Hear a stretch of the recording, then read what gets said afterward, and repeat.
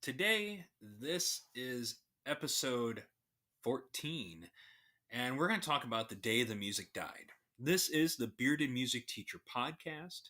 I am Mr. E, or also known as the Bearded Music Teacher, and this podcast aims to provide my students with a um, concise summary of really what we discuss and talk about in class, just listing the facts that I have from my notes of the material that's presented in class. If you are not a student of my classroom and you are listening somewhere else and you don't go to my school, obviously, please feel free to continue listening. This has some great information that you may not know, or you may want to be interested in going about researching yourself. The material that is shared in this podcast does not have any video or music recordings to it, as it will break copyright rules and regulations and laws. I also ask that any reproductions of this podcast be done with the permission of the author, which is myself, yours truly, the Bearded Music Teacher, Mr. E. You can reach out to me on Twitter, which is at MR_E_music FCS for any information or request to use my podcast or podcast channel.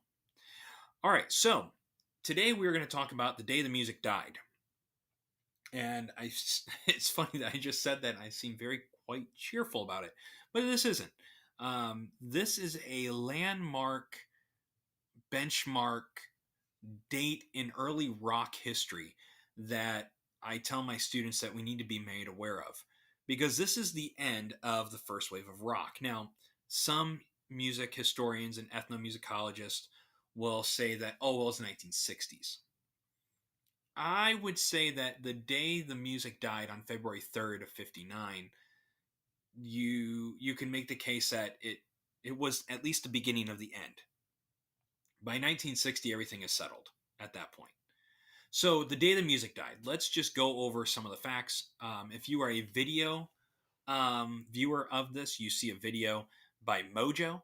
I link this into my slide deck and show this to them. I am by no means sponsored by them or anything. It's just a good video.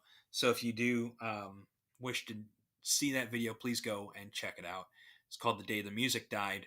Buddy Holly, Richie Valens, and I believe it's JP or the Big Bopper. I'm not quite sure. But anyways, that's the best one I could find that was pretty short that I use in my classroom to show a decent summary of it. So what happened was this: the three that I see on the video here, Buddy Holly, Richie Valens, and the Big Bopper, they all were the headliners and focus of the Winter Dance Party, and that was a tour that ended in Iowa. And I say ended in Iowa. There's actually more dates, but it's because the day the music died that I'm not even sure if it even continued after that. But this happened in the middle of the winter, and it was, if you've ever been to Iowa in the United States, I've never been there. I do know of wrestling season because I'm a huge fan of folk, Greco, and freestyle wrestling. February gets a little cold in Iowa. All right. February gets cold in Ohio and across most of the United States, for all things considered. Now, the Northerners may say, oh, well, people in Florida don't experience that big of winter. Okay, yeah, but it does get cold or colder. But anyways, so in Iowa, they do experience snowfall and things like that. And what happened was, at this winter dance party, before on February 2nd, I want to say, what happened was they were in this winter dance party, which I believe they still hold annual ones now. They recently revived the tradition of doing that concert and like reproducing that same concert that happened that night. But this was a tour where it was not a fun tour to be on. Nowadays, we have luxury coach vehicles or luxury buses, tour buses that people go on that are big acts like these guys in their genres. But the buses that they had, the vans that they were in, there was documented that they would sleep like basically on top of each other, sharing body heat because the bus heating system would not work properly.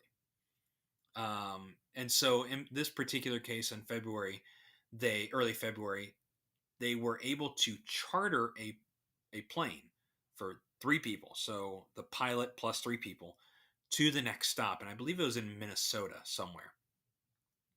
And it was snowing, it was cold, and seeing the chance to not have to be in the cold tour bus driving endless hours, the bands of those particular bands, they went and with them, and they were able to, these three guys, Buddy Holly, Richie Valens, and the Big Bopper, ended up getting on that plane with the pilot. I can't remember his name right off the top of my head, but these guys, they flew in this wintry and dark conditions. There were storms coming, winter storms coming with snowfall coming into them, and it was advised to the pilot not to fly. The pilot later on, come to find out, wasn't cleared to fly in those conditions. He was not really trained to fly in those conditions. It could have been flown in with a more experienced pilot, from what I've read. I, of course, was not even born during that, so I couldn't even speak to that. But from what I have read, an experienced pilot could have done it. This pilot that was in there, again, I can't remember his name. He wasn't really experienced to do that such thing. And it was only a couple miles after taking off that the plane landed or crashed in the middle of a field. And all of the people involved, all four individuals, were killed on impact, they believe, or shortly thereafter. And this created a shockwave that these rock and roll guys, they're gone. Richie Valens was considered a rock and roll person, kind of underneath the big guys there. He was known for his Latin influences and Spanish speaking in his songs. And the big one that everyone knows is La Bamba. Now, the Big Bopper was another small actor in the way of the first rock, and he was known for Chantilly Lace. There we go, Chantilly Lace, and he was actually a radio personality turned musician. So these guys that at the time were very sought after had died, and that ends the first wave of rock. And why do I say that? Well, it's because at this time, Little Richard was gone back into the seminary and religious views with his religion that he prescribed to it for his life. Elvis was in the military. He enlisted in 58. Jerry Lee Lewis, he was sidelined with his scandal with his second marriage. Fats Domino was pretty much out of the spotlight. So it was really Buddy Holly that was carrying the torch. Bill Haley was gone. So we had Buddy Holly was really carrying the torch of rock music, and that was it. I mean, when that died, everyone was looking around going, well, what do we do now?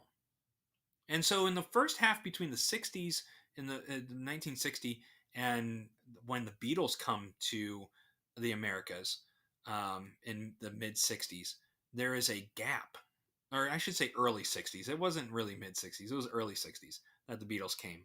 There's a 3-4 year gap where everyone just goes, what are we going to do? And we search for the next Elvis, really. We go through a lot of different solo artists, and rock kind of changes softer. The cultural juvenile delinquent image of the rock music, this rebellious nature, when this happened, when this flight crashed, everyone kind of went, whoa, and really kind of straightened their course a little bit. And so that was a cultural shift that happened. There are many theories behind what happened on the plane. There's simple theory of the pilot just got confused as being a lack of trained and crashed the plane.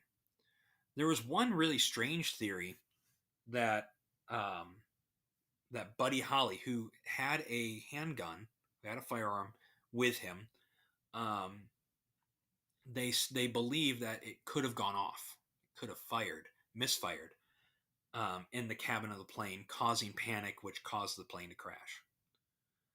There's also a theory that one of them purposely uh, ended up crashing the plane, taking Buddy Holly's Buddy Holly's firearm, and then making sure everyone was um, killed in the crash, and the gunman would actually be killed as well. There's different theories, but we can generally accept the fact that the pilot was disoriented and crashed. It was an accident. The one theory about how I believe it was the Big Bopper um, ended up he survived the initial crash, and then he went to go search for somebody, and he was shot and killed by people walking by that were like, "Oh, what is this?" That was one of the theories that was quickly shot down. And I tell my students that you have to realize that this crash wasn't a little touchdown. It killed everyone on board on impact.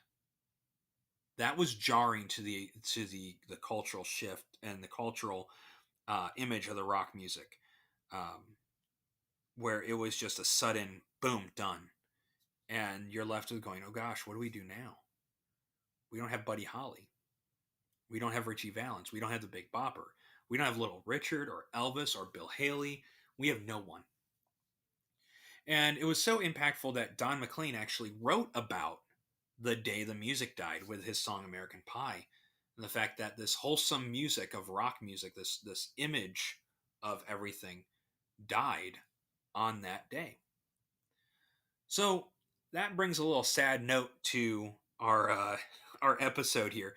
But please make sure you check out the music of Buddy Holly, like I said last episode, as well as Richie Valens. Richie Valens has, yes, La Bamba, but there's other hits also that are worth checking out.